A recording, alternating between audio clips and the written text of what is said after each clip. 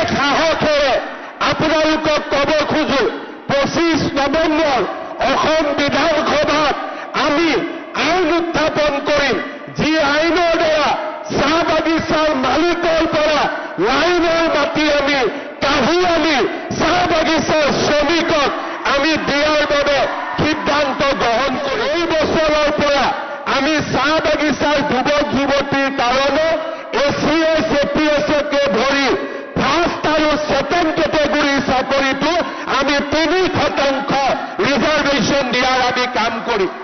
এই প্ৰচেষ্টাৰ চাহ বাগিচাত মেজিষ্ট্ৰেটৰ সৃষ্টি কৰিব, চাহ বাগিচাৰ পৰা ডিএছপিৰ সৃষ্টি কৰিব আৰু চাহ বাগিচাৰ বহল সমাজখনে অসমৰ জনজীৱনলৈ আগবাঢ়ি যোৱাৰ সুবিধা পাব। দ্বিতীয়তে মই বিশ্বাস কৰোঁ যে অসমৰ চাহ বাগিচাৰ শ্ৰমিকসকলে যেতিয়ালৈকে মাটিৰ অধিকাৰ নাপাব তেতিয়ালৈকে তেওঁলোকৰ জীৱন কেতিয়াও সুৰক্ষিত হ'ব নোৱাৰে।